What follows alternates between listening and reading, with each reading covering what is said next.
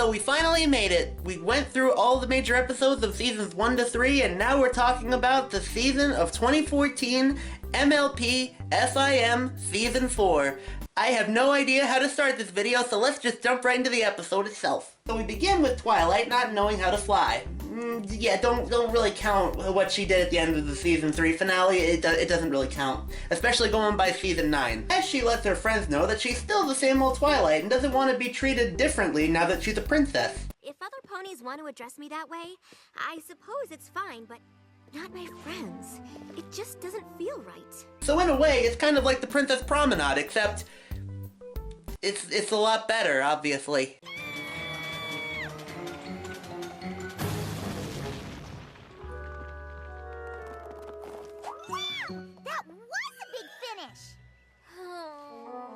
After the intro, the girls look at a stained glass window of the new Princess Twilight, as the girls reassure her that they still consider her a friend, but she's now taking a big step in her life, becoming an alicorn princess. It's every pony's dream to someday wear a crown and have their coronation ceremony preserved in stained glass for all to see.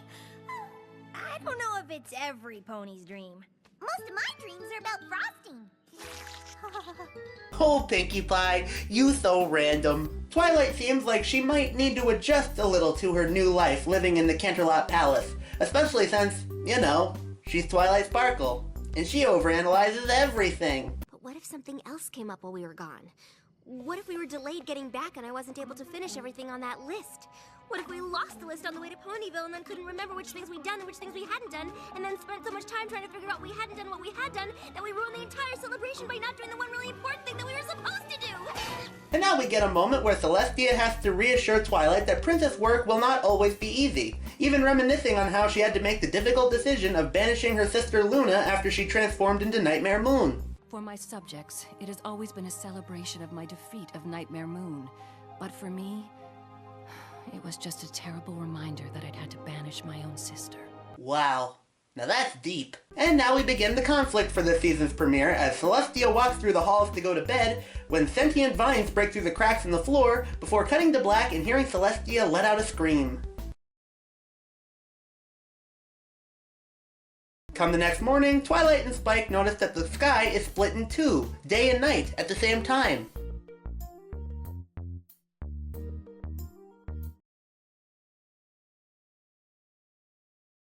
With the pony civilians in a panic, Twilight gets the update about what's going on from the Royal Guards, alerting her that Celestia and Luna have been pony-napped. It's Princess Luna and Princess Celestia. They're gone!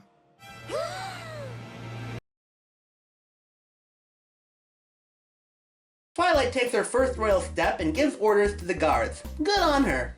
But she soon realizes that these vines are going to be attacking Ponyville, as we get a montage of the main six reacting to the fiasco. Also, it seems that Rarity's magic, as well as unicorn magic in general for that matter, is on the fritz.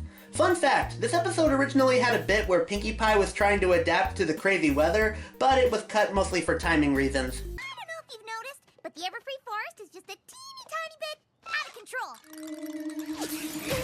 Twilight flies over to Ponyville, Spike even tags along, prepared with a seatbelt, and all the main six regroup at her old library, saying that they'll need to use the elements of harmony once again to stop this problem. Don't know who has taken them, but I've got a hunch we're going to need the elements of harmony to get them back.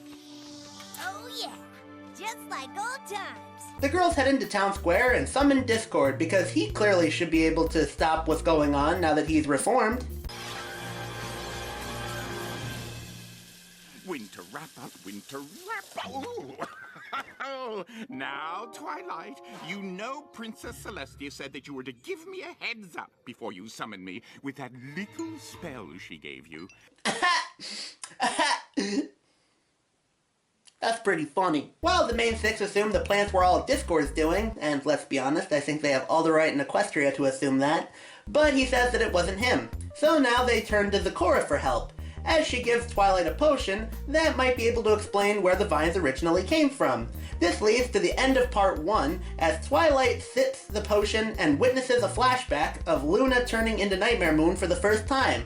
This is all really cool, but I gotta ask, why does Luna not appear younger in this flashback? When she transformed back into Luna at the end of the Season 1 premiere, she appeared younger there. Well, either way, it's still very cool. Very cool? Very cool cliffhanger.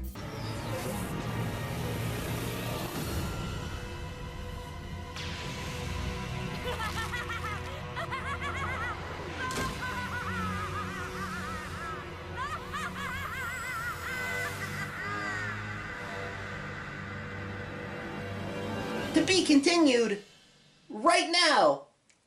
Haven't done that one in a while. And now, easily the coolest part of the episode, as we see the fight between Celestia and Nightmare Moon, showing how the latter was banished to the moon and everything. Oh yeah, still cool after almost 10 years.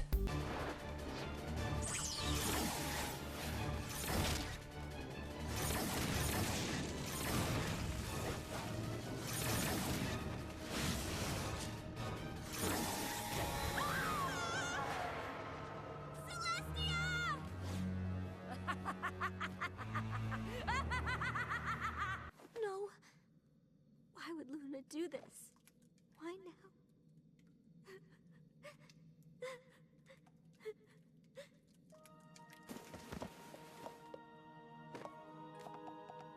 You're all right.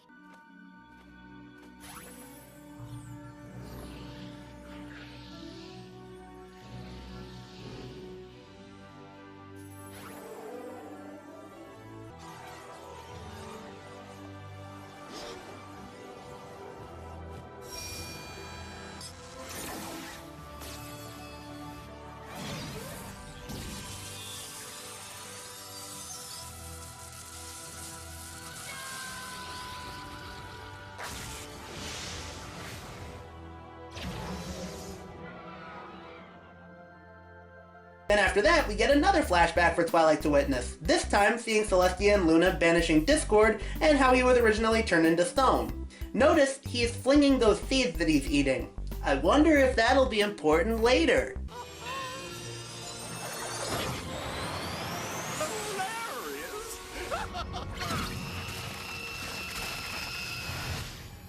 Well, now we have a big plot device for this season, the Tree of Harmony, where the elements of harmony originally came from, as Twilight suspects that they might have to go there, and of course, it's in the Everfree Forest. Well, hey, I mean, the Everfree Forest isn't that much of a threat compared to Season 1, so, well, except for this big obstacle that they have to dodge, which is a giant crocodile, or as they call it, a crocodilly. You just about got eaten by a crocodile. You can totally tell that Ashley Ball was having fun saying that in her AJ voice. Let me tell you something, boy. I remember that kind of thing wholeheartedly. Yes, sirree. I remember down in South Florida, me and my boys, we go wrestling them nasty-ass crocodilies and them meth gators, you know what I'm saying? Oh, man, you must be a redneck if you enjoy doing that kind of thing. I'll tell you what, America, America. And then, after surviving all of that, and knowing that they'll need Twilight to help activate the elements of Harmony's magic, Applejack suggests that Twilight head back, and the rest of the main six actually allow this. All of you feel this way? Feel like I shouldn't be here? It is probably for the best.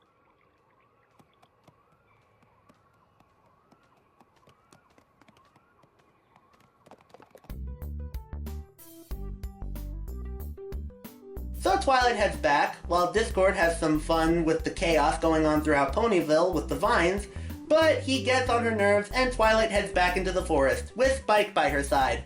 But before that... I don't think I'm better than any pony. Oh, well, how silly of me to assume that you would think that.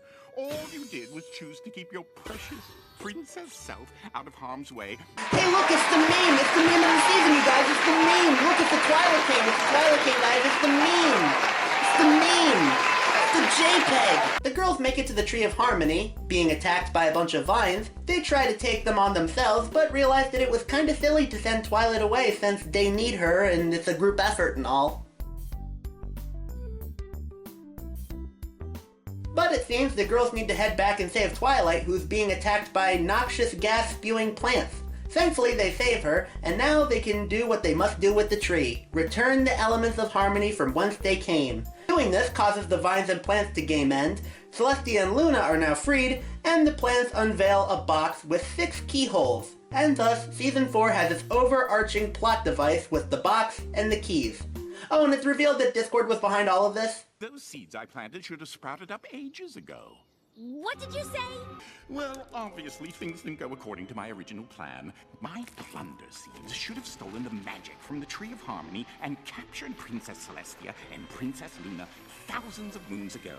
Alas, it seems, the tree had enough magic to keep the seeds from growing up big and strong. You realize this is information we could have used hours ago? And rob you of a valuable lesson about being princess?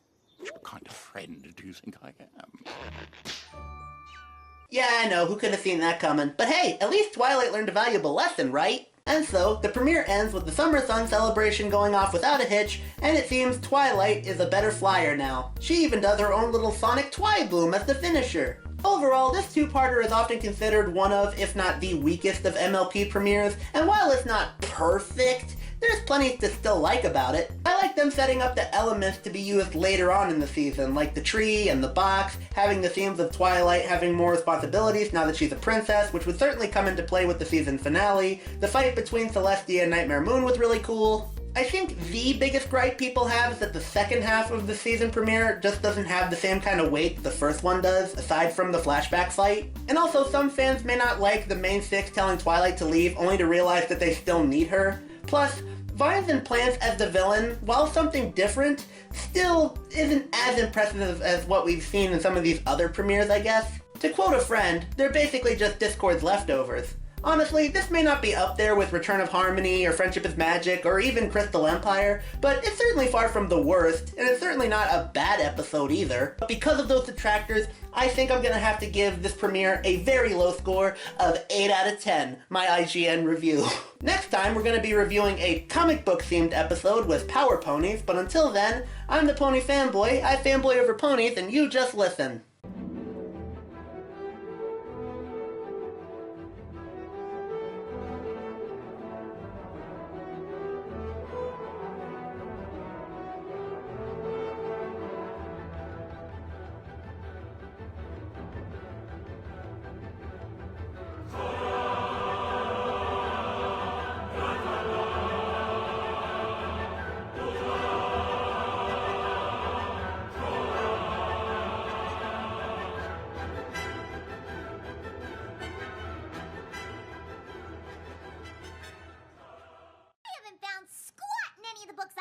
Through.